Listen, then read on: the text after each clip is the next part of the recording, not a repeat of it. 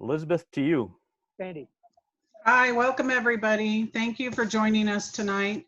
This district training assembly is on youth services. We have several people that are going to speak. I'd like to first introduce our district governor, Barry Valdez. He's with us tonight. Thank you, Barry, for joining us. Barry's been very supportive of these Zoom sessions and they've been very successful. Also on with us is our district governor nominee, Dan Goodrich. Thank you, Dan, for joining us. And like Barry or like Rudy said, please, any questions, enter it into the chat. There are 53 people on right now, and it will, if you unmute yourself, it will, we may not hear you. So what I'd like to do now is turn it over to Mary Helen Tuttle, who is the co-chair with Charles James for the Youth Services for District 5330, and she is going to start our session. Thank you, Mary Helen. I'm unmuted. I'm good. Hi, everyone. Thanks for joining us tonight. Youth service is probably as far as I'm concerned, the biggest and the best thing that this district does, District 5330. And obviously, by the amount of people that we have here tonight and that have signed up, everyone else agrees with us. So I am the youth service co-chair along with Charles James. Charlie, would you put a little flag on your screen? I can't see. There you are.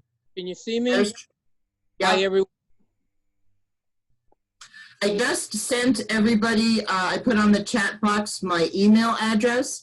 Charlie, if you can, I'd like for you to do the same thing, please. If you have any questions, you're welcome to shoot me an email. I do respond. Give me a day or two, and I'll get back to you. So Charlie and I are part of a team. We have a District 5330 youth service team. There's many facets, and each of the directors, I guess you can say, of those facets are with us. We have Early Act, and we have Jill Thatcher with us tonight, and she's going to tell you about Early Act. There she is. We've got Jackie Chapman, who does Interact for us. Jackie, wave. And then we've got Jackie Valdez, who is going to do Rotaract for us this year. Jackie Valdez, wave. I'm not looking that fast. There you are.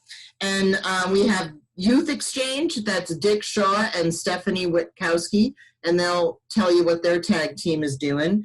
And then most importantly, we have Youth Protection, and our Youth Protection Officer is Mr. Matt Smith. Could you wave? There you are. So everybody's going to get to talk to you tonight and fill you in on what their plan is and how you can get in touch with them.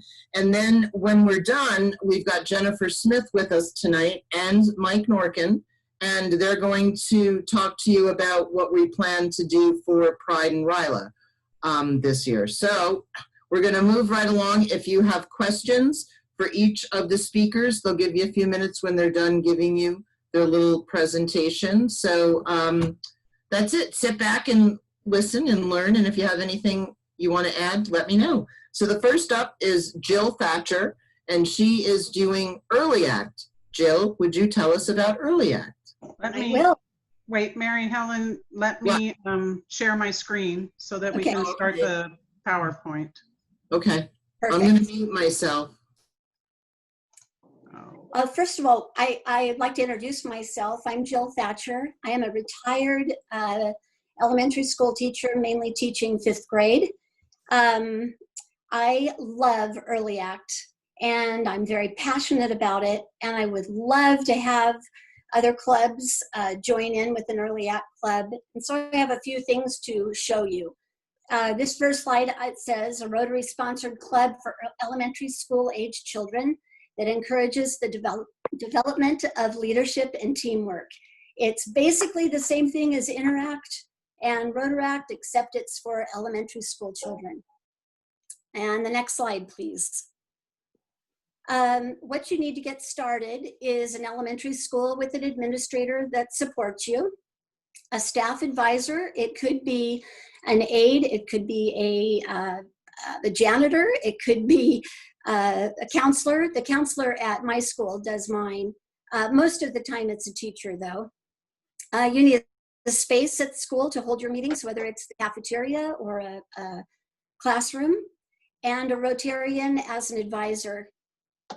The nice thing about Early Act is it is not a charter like Interact is. It's basically set up to however you would like to set it up, the number of days you want to have Early Act, the times, the number of kids. You could limit it to 10, you could limit it to 25. You could have kindergarten through 5th grade, or you could have just 5th grade. Doesn't matter at what you do, whatever is convenient for you. There are 3 avenues of service. For the year, they would like you to do a school project, a community project, or an international project. Most of us that are involved with Early Act do several projects a year. Early Act is nice because it gives them an early chance to know Rotary. I have found that a lot of the kids know Rotary, their parents know Rotary, and then they can move into the junior high club and then into the high school club. I'd like to just share a few things of what our Early Act students have done. So if I can have the next slide. And I set my timer, but it didn't work. So maybe you can shut me up when it's time.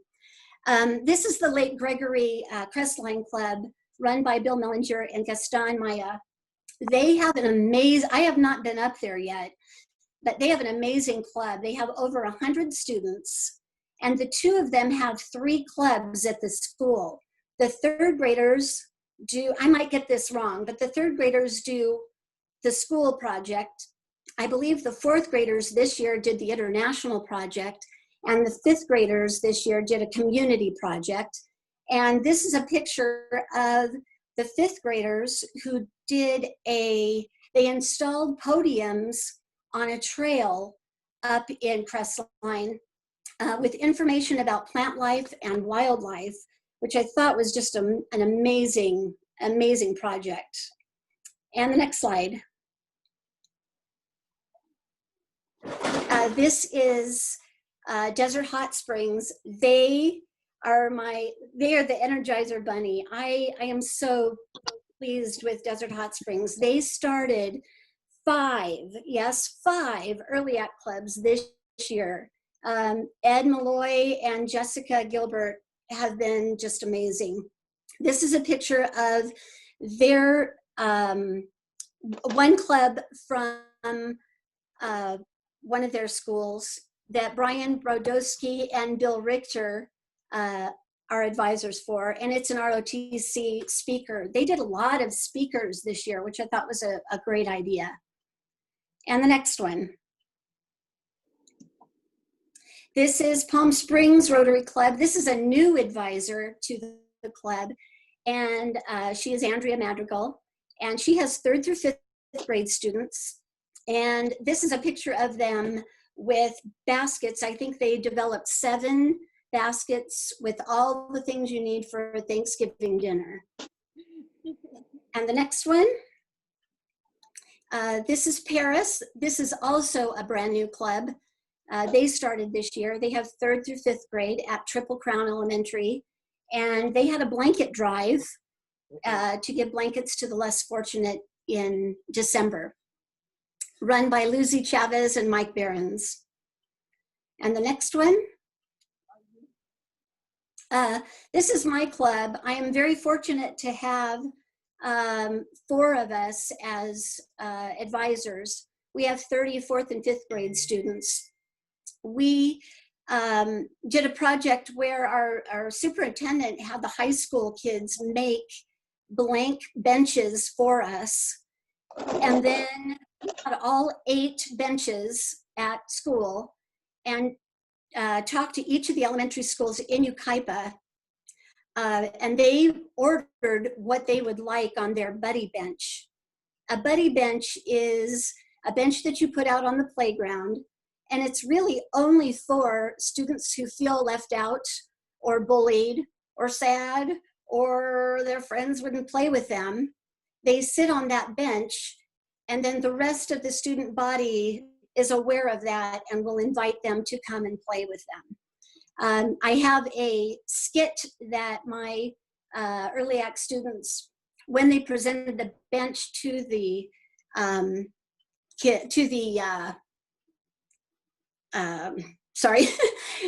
when they presented to the student body, they did a skit, and it was the Buddy Bench Fairies that presented the skit. So I have that if you are interested in it. I know it's very fast. The next slide. This is my email address. I would be more than happy to come and present to your club. I've done a couple of presentations this year. Ed Malloy at Desert Hot Springs, I thought, did a really cool thing, and he had a workshop, and he did it an hour after their meeting and invited me to come and invited any Rotarians that were interested in coming. So I had a really good audience because they were all interested, and I basically went through the whole thing, gave them a lot of ideas and so on. I have a starter up handbook if you're interested, and I wrote some newsletters last year that might help you with some ideas and getting started. So please let me know if I can help with anything. And I hope my 8 minutes, 7 minutes left? Really? Okay, I'm finished. Jill, that was 5 minutes ago. Oh, good. Okay. Does anybody have any questions for Jill? Mary Helen, we have one. What % of early act kids wind up in Interact? That's a very good question. Yucaipa for a long time had just early act and then high school, and there weren't that many. And so our club really wanted to get the middle school that feeds in, that our elementary school early act feeds into, to start an early act. And I would say maybe 25% get into the high school one, but maybe 50% into the middle school one. That's the only question we have. Okay.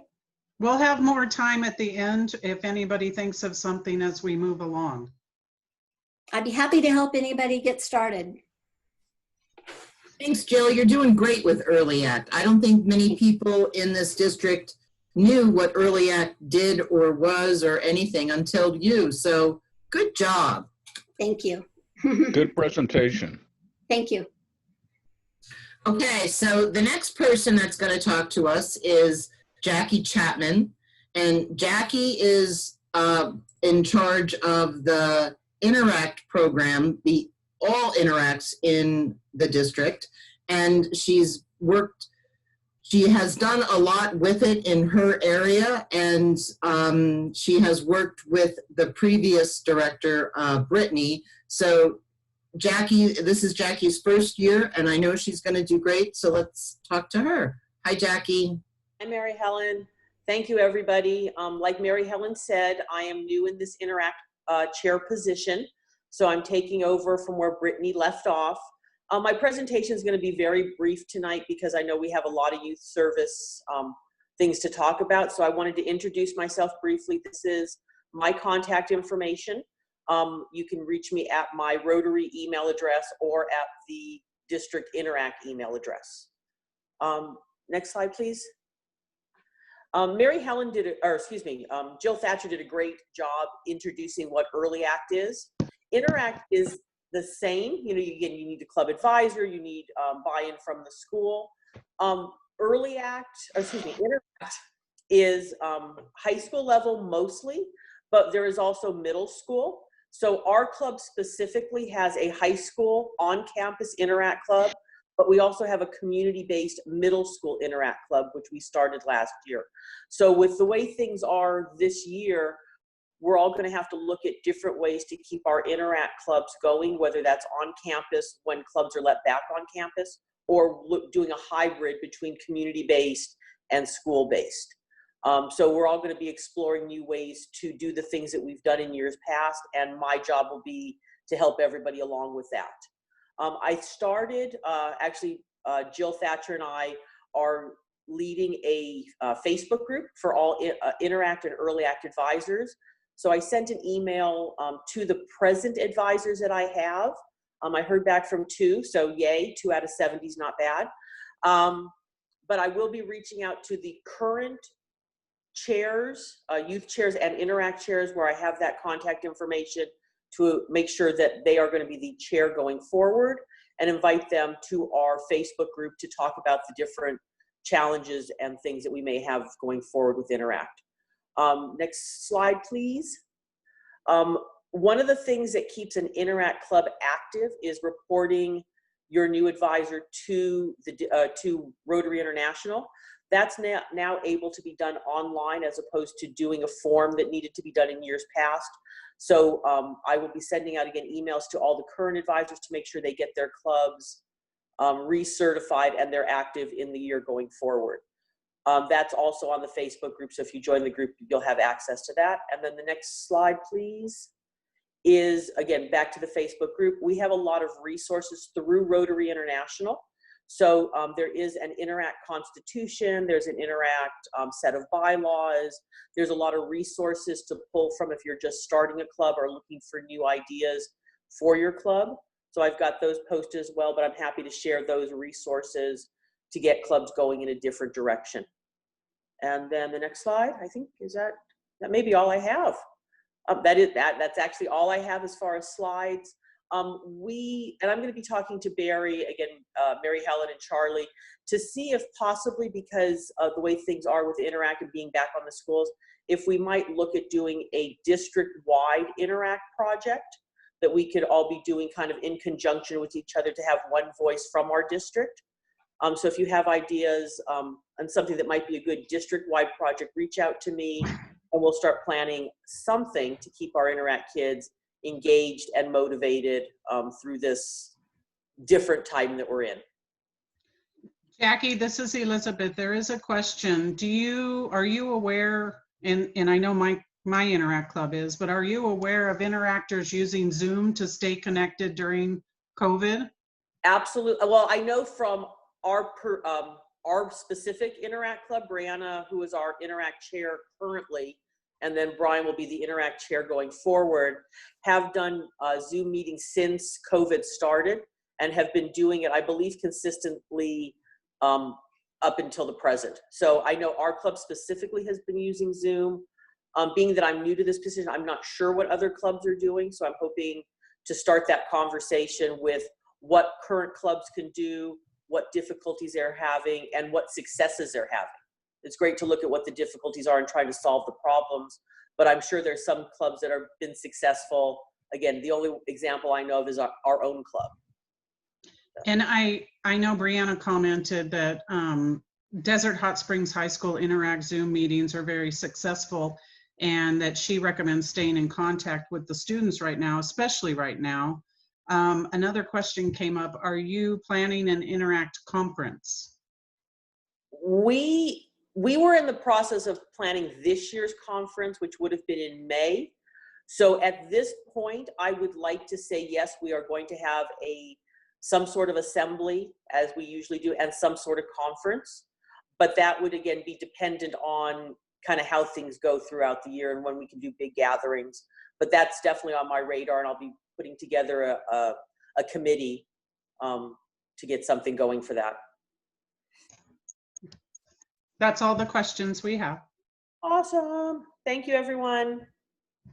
Thanks, Jackie. If anybody has any questions for Jackie, you can email her directly.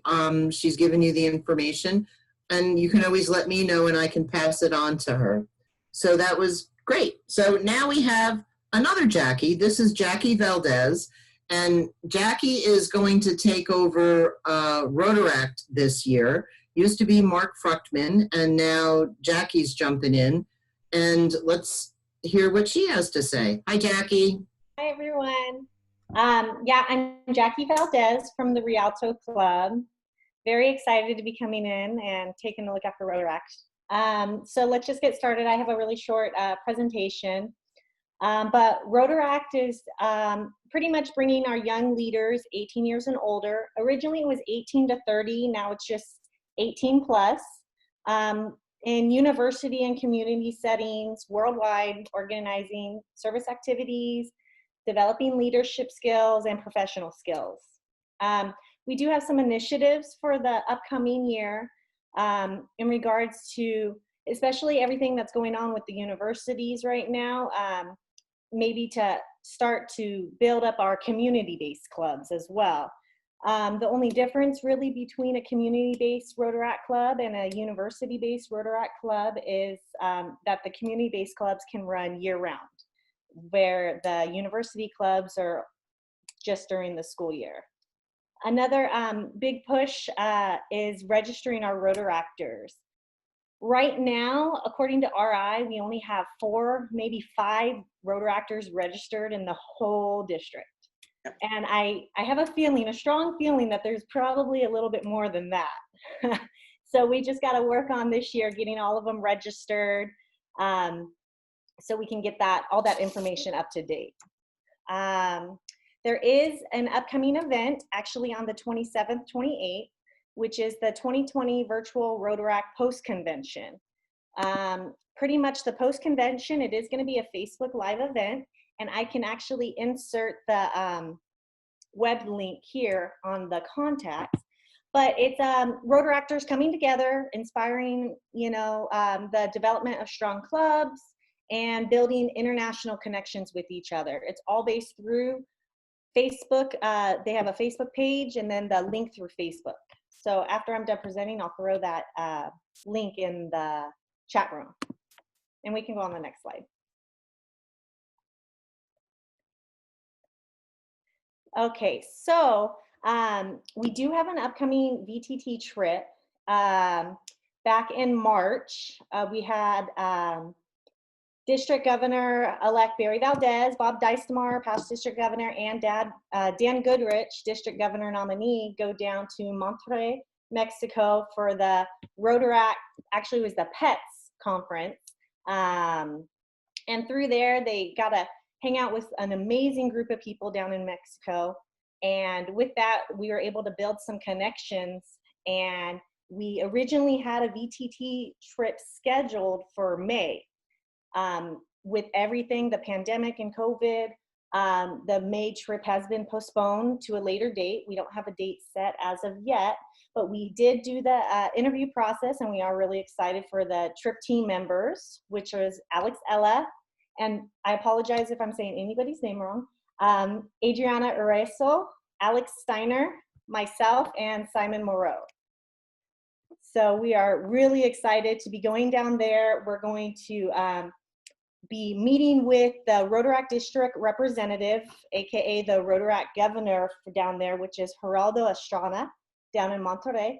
And then, and pretty much we're going to be going around visiting other clubs, other Rotaract clubs, seeing how they engage their members, the different ideas they have to building these community-based clubs, and ways that we can incorporate them here in the US to build our Rotaract stronger.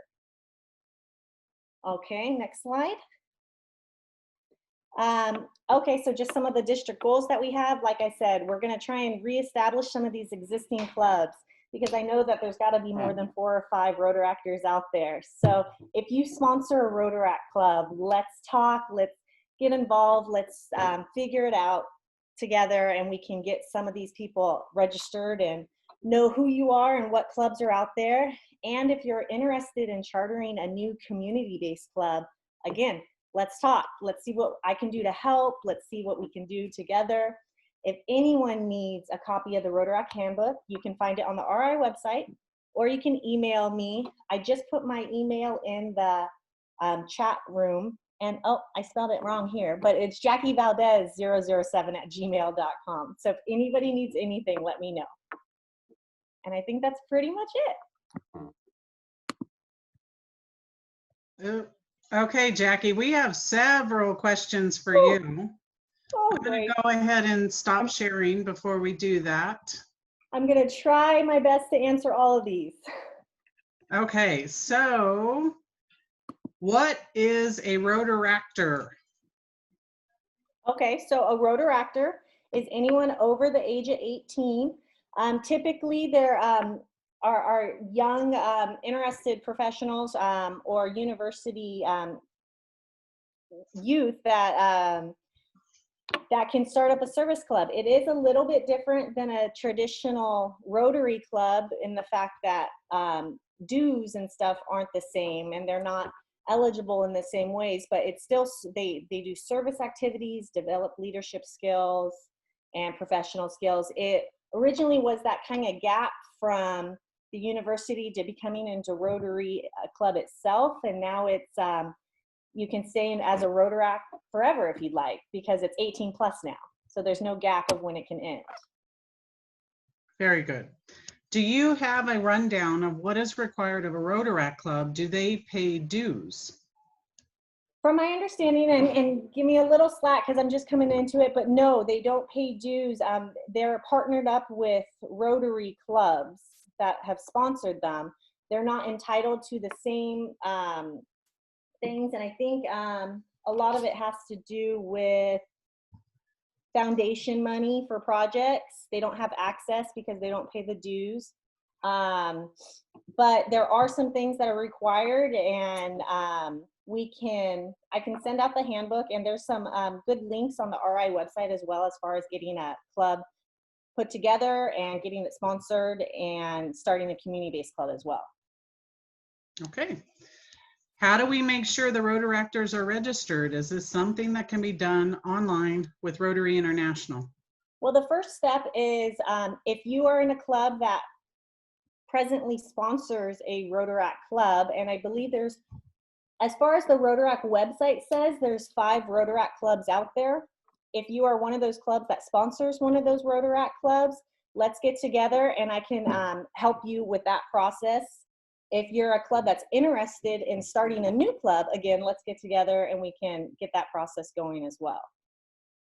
Okay. Are most Rotaract clubs based out of a community college or a university? As of right now, all of the clubs we have currently are all based out of universities. I think our goal is to try and gear a little bit more and starting up a community-based club as well, because like I said, those can go year-round. And especially with no age gap anymore, with a community-based club not having the limitations of ending at summertime and starting up at the new school year, it might be a little bit better for the transparency of the club and to keep it going and not to lose that steam that they have. Well, that leads to the next question. So some clubs have several Interact alumni. In other words, they've aged out. Mm-hmm. Can those clubs connect those Interact alumni directly with you? Absolutely. Yes, absolutely. And like I say, especially with all the different clubs and stuff that we're trying to build and the initiatives we're going for this year, we can try and find a way and get them involved with other clubs, if not start a club, if there's a lot of the Interactor alumni in that area. So absolutely. Good. Our district governor-elect thinks that our new Rotaract chair is amazing. I think he might be biased just a little bit. Okay, a couple more questions. Rotaract needs more promotion. Up until now, we lost the kids when they went to college. Robert Furring, I'm not sure what club you're in, but his students still feel very connected to Interact, and I'd like to introduce them to Rotaract. And I can say that Beaumont Cherry Valley, same thing. We have a very successful Interact club, and we kind of lose them after Interact. So what do you recommend? Okay, this is perfect example, especially in the cities that might not even have a university around them, or anywhere, you know, super close, because there's such a connection with Interact and all the fun things they've done at Interact. These are great platforms that we can build community-based clubs where they can still be involved with each other. They can still have fun just like they did in Interact. They can still do service projects, and they can still have this great connection. And even though it's not centered through the university you're in or the college you're in, you can still get together and do wonderful things for the community. So I absolutely love that. And anyone who is interested, I know you said Beaumont Cherry Valley, and I don't know where Robert, what club he's a part of, but just hook up with me, let me know. We can send emails and we can figure out a way to get this going. Robert Furing, can you unmute yourself? What club are you with? Oh, he's with Thank you. Indio Rotary. Perfect. Absolutely. Okay, and Matt Smith says you have great parents. Oh, thanks. Linda White is asking, do the clubs that sponsor a Rotaract club invite the Rotaractors to their club meetings and join in the club's projects? Absolutely. The more the merrier, at least with our club, and I'm sure I pretty much can say that for anybody else's club. I think there's this passion that the youth bring to clubs, and when you bring them into one of your meetings and you see this passion behind it, you can see the excitement. And especially when it comes to service projects, I mean, there's so much joy that Rotaractors, Interactors, Early Actors, all these youth programs bring to service projects. So I'm not speaking for anyone else, but for Rotaracts especially, yeah, absolutely. They're all over the age of 18. They're all adults that are willing to work and help out, and they just want to be involved. And most everyone that I've come across that have been a part of Rotaract just have a passion for service, like most of us. Okay, I think that's all the questions we have. We have Rotaractors that show up at our club all the time because we meet so close to their university at UCR. Very good. We are out of time with Rotaract, so if there are any more questions about Rotaract, please do put them in the chat, and we will save some time at the end to get to the rest of those questions. Thank you, Jackie. Mary Thank Helen? you very much. And I just posted a link for the virtual Rotaract post-convention as well.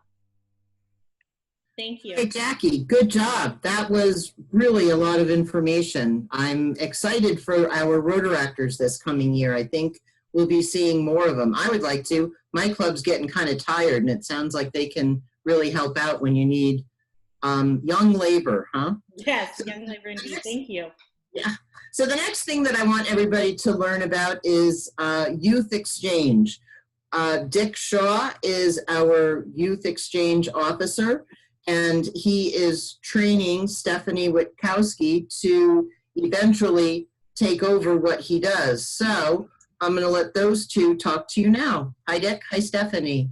Hi. How you doing, Mary Helen? Good. Okay. I'm gonna set a timer here for 7 minutes. Okay. I've been doing this for, I think, about 8 years. I'm not sure that's accurate. So it's been a while. And I got to tell you that it's been one of the most rewarding things I've ever done in my life. Getting to know these exchange students and getting to know the people that we send in the U.S. over to foreign countries has been absolutely amazing. I believe youth exchange is, well, of course, I think it's the best thing that Rotary does, but I strongly believe it's the best kept secret in Rotary. Believe it or not, Rotary is the largest youth exchange program in the entire world. We involve ourselves, we sponsor over 8,000 students every year as exchange students. And keep in mind, it's not just people that come to the U.S. and people that go elsewhere from the U.S. It's exchanges from Australia to Germany, exchanges from Brazil to France, etc. So not all exchanges involve this country, Rotary International, but we do over 8,000 every year. Why youth exchange? And I just have my bullet points here, so bear with me. I'm going to read a little bit. Certainly students become better world citizens. They learn a new culture and language, and when you attend school in another country for an entire school year, you most certainly not only become immersed in the culture, but also the language. And that's how you really learn a foreign language, is to become immersed in it. You know, we asked our students the inbounds and outbounds, I think the self-explanatory terms. You know, when did you first dream in your new language? And it's one of those OMG experiences. So like, yeah, they're so excited. I couldn't believe it. I dreamt in French, you know, so it's a milestone. They often become future Rotarian. College applications from exchange students very often rise to the top. It's very competitive, as you know, getting to colleges. Everybody has stratospheric GPAs. They're involved in all kinds of extracurricular activities. But very often, if they can say, I was an exchange student for an entire school year, that differentiates them from the pack. It truly is a life-changing experience. The students return home and they'll never be the same. They've gained an understanding and appreciation of the differences between peoples of the world that surpass anyone's imagination, and most importantly, to promote peace and understanding. Carl Wilhelm Stenhammer was Rotary International President in 05-06, and he addressed the United Nations in November of 05, and he told them, and I quote, "If we could have every 17-year-old be an exchange student, we would have no more wars," end quote. So just like polio and other things, one vaccination at a time, this is kind of like one at a time. I'm not suggesting we're going to be exchanging with Afghanistan in my lifetime, but in my grandkids' lifetimes, who knows? If you would like a program, once meetings go back live, youth exchange students, some past and current youth exchange students, or if you like a Zoom meeting with youth exchange students, that's kind of an opportunity because we can involve some, depending on the time of your meetings, some students from foreign countries who can talk about their experiences. How am I doing here? Okay. If anybody, well, maybe is there a way to get email addresses for all the participants in this meeting? Is that an easy thing to do? Yes, I can. Okay. All of the information, Dick, everybody's email address is in the district directory. And if they just sign on to DACDB and put in your name, they can get contact information. So, Okay. yeah, Well, I've got a neat little flyer here. There's two parts of Youth Exchange, right? One is we identify a qualified high school student that we think would be a good exchange student, good representative of the United States and of Rotary, and we see if they're interested in going abroad as an exchange student. So that's one aspect of it. And I've got a neat little flyer here, beautiful flyer, that talks about that experience and how to contact people if they want to know more. And I've got a preliminary application, well, you can't really see it. Preliminary application talks about the various countries that we exchange with. The next step is hosting. Let me get back to sending the student. If your club identified a student that you think would be a good exchange student, good applicant, the steps, by the way, it costs you nothing to do that, okay? So to sponsor a student is zero cost. All that's expected, a brief interview, make sure, a couple of your club members that, yeah, we think that this person would be a good candidate as an exchange student, and then go on record as their sponsoring club, fill out a form, and that's all that's required. And of course, hopefully that student will go to a couple of club meetings to get to know your club members before they leave. If you want to host a student, we've got some bullet points here. The financial commitment is you're going to give that student a $100 a month stipend, so that you have to budget for. So that's roughly $900 to $1,000 a year. Realistically, you'll want to spend a little bit more. You might want to help them out with prom. You'll want to include them in your RILA budget, maybe cell phone, yearbook, that kind of thing. Host families, Rotary International recommends 3 host families. Anywhere from 1 to 4 is fine. It doesn't really matter. That is usually the most difficult task, is to find host families. I want to emphasize they do not have to be Rotarians. And that's something people just get wrong all the time. They can be anybody. Big Bear, as small as we are, 3 years in a row, maybe 4, 5, and 6 years ago, no, 3, 4, and 5 years ago, as small as Big Bear is, we hosted 3 students 3 years in a row. And I don't mean to brag, but the point I'm making is we're a pretty small community. If we can host 3 exchange students in Big Bear and find host families for all of them, it can be done. I'm not saying it's easy. Don't have to be Rotarians. So anyway, the stipend is $100 per month. Host families, the student will have been screened by Rotarians abroad, many interview processes, many interviews and that sort of thing. They're also screened, They're also screened by our multi-Rotary district organization. We're part of SCANEX, Southern California, Arizona, Nevada Exchange. It includes all 6 Rotary districts in Southern California and one of which includes Southern Nevada, and also Hawaii, Utah, and Arizona. So there's 9 districts that are part of SCANX, and we're all members of this group to help facilitate exchange. I don't negotiate with our trading partners in Brazil. We have people that do that. I've got enough to do just managing outbounds and inbounds. So they're screened by SCANX, they're screened by me before they're placed in your club. So it's a whole big process. The inbounds attend one orientation, all of 6 Rotary districts in Southern California when they get here. The outbounds attend 2 mandatory orientations, overnight orientations, the second of which involve parents. I should be quiet now for questions. Thank you, Dick. We just have a couple real quick questions. When's the application due? Well, I'm glad you asked because I forgot to point out. SCANX has decided that we're not going to have an exchange program in 2020, 2021.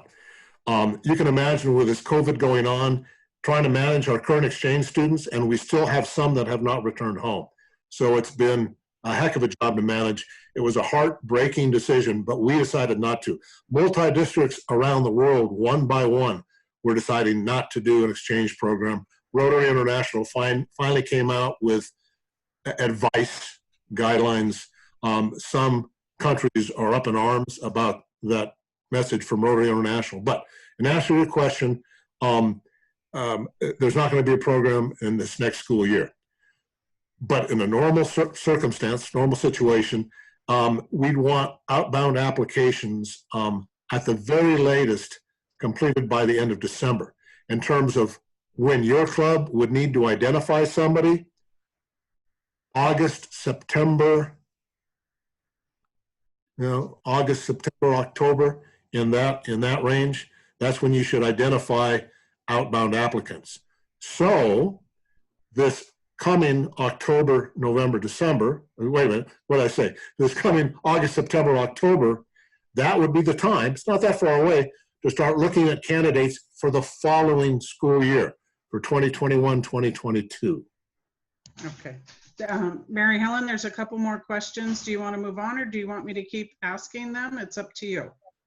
I think we should keep asking them. Go ahead. We still got time, right? Do host families need to be live scanned? Absolutely. Everyone that's 18 or older that lives in the household needs to be live scanned, and they will go through, in addition to the live scan, they'll go through online host family orientation, they'll go through online youth protection. Their home will be visited by me once and by another club member, or excuse me, not a club member, but somebody else that's involved, that's been vetted, and like Stephanie, maybe she'll be the other one to visit the home. Yeah, there's tons of that to go through. It's not difficult, but it's, there's some hoops. Okay. One more. What age is the best age to send? Is it 14 to 15 or high school junior? They go on exchange as long as they're between the ages of 15 and 18 and a half when they leave. That's the rule. And you wonder, well, 18 and a half, they might have graduated. Yes, graduated high school students can go on exchange. It's unusual, but it happens. That's not that unusual. We send students and receive students that go on exchange all the time. Belgium does not send any students that haven't graduated from high school. That's their weird little, quirky rule. So yeah, you can go after you've graduated from high school. You can go on exchange. You just do another year of high school. Is it best for kids to come back and graduate with their class? American kids? Yeah, it doesn't really matter. I don't know what's best. I know some kids, I don't want to go on exchange as a senior. I want to be and graduate with my class. Others say, in fact, a couple of outbounds scheduled to go this year. It's okay if they're next year. They're still young enough. One said, no, I don't want to go in my senior year. The other one said, I'm going to go in my senior year. I'm just going to, take that much more Spanish before I go. And I'm taking, summer school classes and doing what it takes to graduate on time. She just won't be here with the senior class. And that's okay with her. Okay. And last question, do students and families have a choice or do they get who is available? Yes and no. I try to make everybody happy with the students that 5330 receives. And by the way, among the 6 Southern California Rotary districts, in terms of numbers of exchange students in and out, 5330 is usually number 2 in terms of numbers. You know, and if quantity is a measure of success, which of course it is, then we do well. What was your question? Did I answer it? Do students and families have a choice? Oh, okay, thank you. To some extent, yes. I mean, I've got the kids, I identify, I go through applications, 25, 30 applications of kids coming to Scanx, and I go through and try to figure out the ones I want based on my various measures. And I'm usually on target, not 100% of the time. And then I will offer to the club, not the host family necessarily, but the club, we've got, you know, if you've got a host family lined up, you know, find out if they want a male or a female. That's what's most important. And we've got kid and this kid, and, you know, which would you like? So I try to do what I can in that regard. Okay, Dick, would you do me a favor? Would you please put in the chat box your email address and Stephanie's email address? So if anybody has any questions, they can email you directly. Would that be okay? Sure. I'll let Stephanie do hers and I'll do mine. Okay, wonderful. Thanks very much. I know we're so short on time. I just wanted to say hi and let you guys know. I was actually a Rotary Youth Exchange student myself when I was in high school. And so I am absolutely available to talk to you guys, talk to your clubs, come in for a program, and tell you a little bit more about my experience and youth exchange in general. So I'll be sure to put my email in. Great. Thanks, Stephanie. Good job. Okay, next up we have Matt Smith, who is District 5330 Youth Protection Officer. Matt, you want to talk to us? Awesome. Yes. Hello, everyone. Good to see everyone through Zoom. We're going to share my screen and see if this works. Everybody see it there? No? Good. All right. Come on. All right, cool. So here's my information for everybody there. I am part of the New Gen Rotary Club. I am the Youth Protection Officer, and I have been for 3 years. So take down my phone number. I also put my phone number and my email in the chat. So if you need it, it's there for you. So one question that Rudy asked or wanted to make sure we addressed is Rotaract. It sounds like Jackie's going to do a great job with Rotaract, but everybody that's over the age of 18, whether they're Rotaract or just involved with the youth, we would like to have them live scanned. It's not mandatory by the district, but we highly, highly encourage it. So a couple things. I know I'm short, you know, we don't have a ton of time. So just some facts that I'm going to go over as Youth Protection Officer. These are questions I get asked a lot. So does our district have a youth protection policy? Yes, it does. And I'm happy to come to your club and talk and give a talk about it and do some training as well. So please let me know if you'd like me to do that.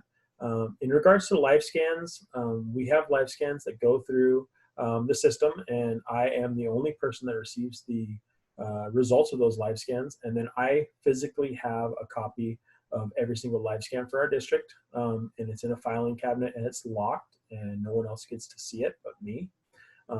For most of you know, my wife's also a Rotarian, and I still don't even let her see it, and she's not aware of everything that happens on the youth protection side because it is private and it has a lot of personal information on there, even if it's just social security numbers.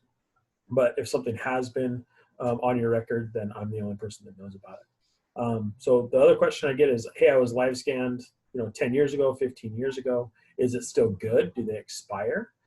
So for those of you that have been live scanned in our district, as long as you've never left our district, I should have it on file. If you're ever curious as if I still have it on file or not, you can always ask and I can tell you yes or no as far as that goes. And then also if your club is asking who has been live scanned and who hasn't, I can also present that list or make a list for you guys. We don't have it electronically, but I can go through the file and tell you who has and who has not been live scanned. And I usually just use the DAC-DB current roster. And then I go based on that. I'll tell you yes or no. We don't get into the details. We just say yes or no. And then, so my email address again is there if you have a question about that.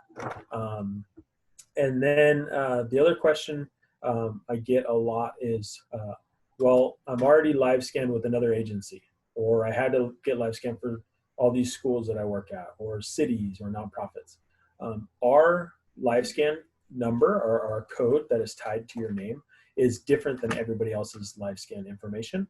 They each have their own code as well. So I apologize, but you may have to get live scanned multiple times. I think I'm live scanned currently with 4 different organizations, just because, the school doesn't necessarily, you may work at the school longer than you're a Rotarian or vice versa. And so we're not always going to, keep track of people that are no longer Rotarians.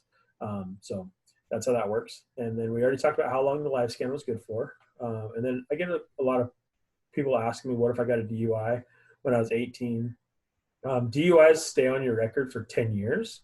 And this is full transparency. I'm not a huge fan of it, but it also will fall off your live scan after 10 years as well. And so I know, things happen. People make different decisions when they're younger, and they made bad decisions in the past, and hopefully they've grown out of that and no longer do it. So we've had people that are, 60, 70 years old and they want to get live scanned, but they're super nervous because they had a DUI when they were 18 or 20 years old or something like that. So hopefully they're making better decisions and it's not going to be on their record. And then I also have a live scan form, which means if you are going to get live scanned, I can provide you with a form that has all of our numbers on there and codes so that it goes to the right person and you don't have to worry about a billing number or which district we are or what our AIO number is or anything like that. So I can provide you with that form as well. And then I think it's also on the RILA website as well. So who pays for the live scans? Another question I get. And that is up to the club. Our club does not reimburse members for being live scanned, but multiple clubs I know do reimburse their members. So just ask your club and ask them how they handle it. Sometimes you have to present a receipt and then they will reimburse you. Sometimes they have an account with the live scan company. If you have enough people, meaning like 5 or 6 or 7 people that want to get live scanned at the same time, you can always have somebody come in that does mobile live scan. And I have a couple names and phone numbers for those people as well, depending on where you live. So just let me know and we can go from there. So those are live scan questions we get a lot. So if you're over 18, we highly recommend that people get live scanned. Just so you know, in our district, I do make sure that everybody that goes to RILA and to Pride and stay overnight with the kids and that are part of that program, I do make sure that they are all live scanned because we want to make sure that we don't have anybody that's around our kids that's possibly not good for the kids, but then also not good for our district and or the Rotary name in general. So a couple of things, quick tips that we'll go over. I think I have a couple more minutes based on the timer. It's a good idea for everyone, like we said, in your club to be live scanned. When it comes to working with the kids, kids get emotional at all ages. And so when they get upset or when they start crying, we recommend that you let the kids console each other. Meaning if they're going to hug each other or pat somebody on the back or just, console them, let them console each other. And it's not our job to run over there and give them a hug and hold them. And, it just doesn't necessarily look good for us as adults and Rotarians. And then it's good because it helps them bond amongst their fellow kids as well. So if you're giving a hug, do a one-arm side hug. So something like this, if you're going to give a hug, not, from the front and obviously not too long. Don't make it awkward. And then always travel in groups if possible, 2 adults at a time in cars, and then trains, automobiles, planes, trains, and automobiles. I spelled planes wrong. Sorry about that. But yeah, so if you can at all possible, always make sure that you have 2 adults and then however many kids you guys are going to have. I recommend that at functions as well, just because that way you have somebody else there that can oversee and see other things that are going on, watch social cues, and make sure that things don't get awkward. Especially, we don't like to see one-on-one. So we have 1 child and 1 adult, maybe riding in a car together or spending time together. It's just all kinds of things happen, especially with social media. Then it's a he said, she said thing. And so just not a good idea. And then the last thing is always watch out for each other and make sure we're doing the right thing. So if you see somebody that's doing something that you're not sure, hey, I don't think that really looks appropriate, maybe they don't have any ill intention, but just always watch out for each other.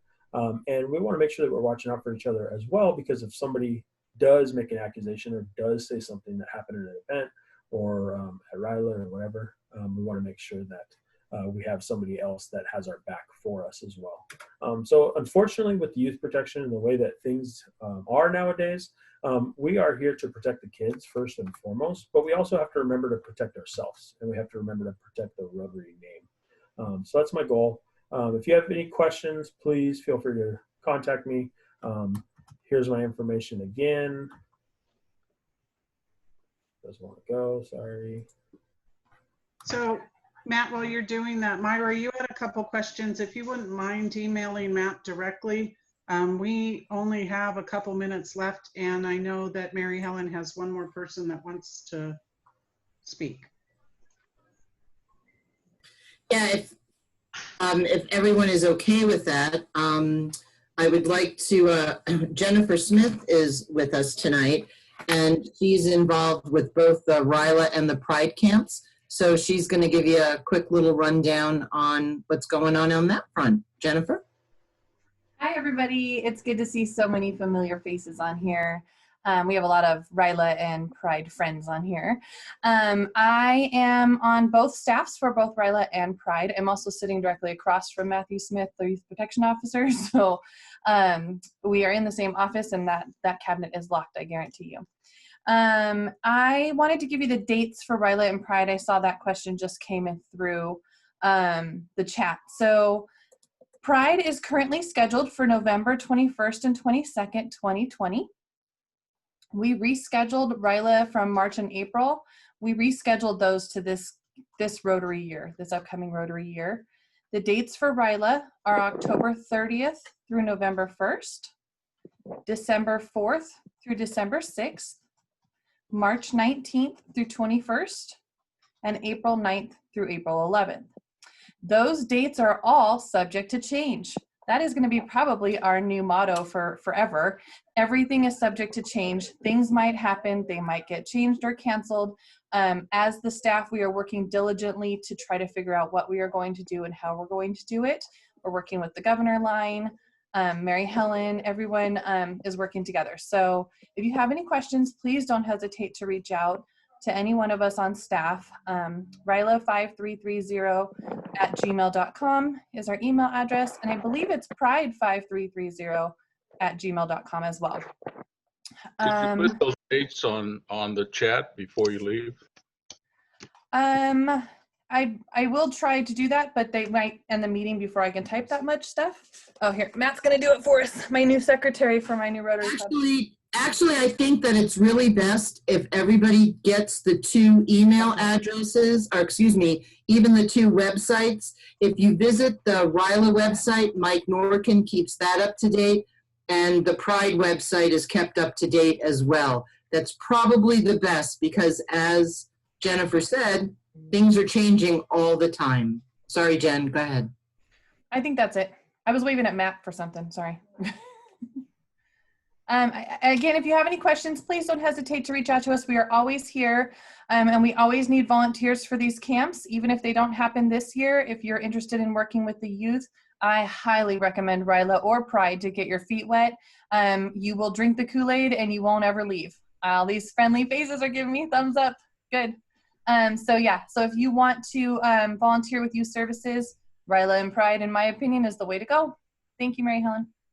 Thanks, Jen. I know Mike Norkin's out there somewhere. Mike, do you have anything you'd like to add? Mike? I guess not. That's okay. I did see there was one quick question talking about Pride, and I believe that question was, what is Pride? Pride is an overnight camp for 12-year-olds. It's called Personal Rotary Youth Development Experience. There will be more information coming out to the clubs. So I'm assuming that everybody here is the youth chair for their club, and it's the youth chair for this coming year. So please make sure on DACDB that you are all noted as the youth chair, because all of the information for the upcoming camps, whatever information there is, goes out through DACDB, and it goes to all of the presidents, and it goes to all of the youth chairs. So really important, please make sure you're listed as the youth chair for your club, and keep track with your president if you're not, of what's going on. That's how we get the word out to everyone. So if you have any questions, I know we're just about done here, you can email me directly. I'm in DAC, I'm in the district directory. A lot of people, if you don't know me, you probably know somebody who does, and you can send me a note, you can call me, whatever you want to do. So thanks everybody for being with us tonight. I think this went really Thank you, fast. everybody. We appreciate your participation. The presentation was fantastic. This will be uploaded to the YouTube account. The visit Rotary District 5330 on YouTube. If you want to go back and look at this, please do. And that concludes our presentation. Thank you so much. Thanks, Elizabeth. Thanks, everyone. Thanks, everybody. Thank you. That was good, you guys. Thank you for your help. Thank you.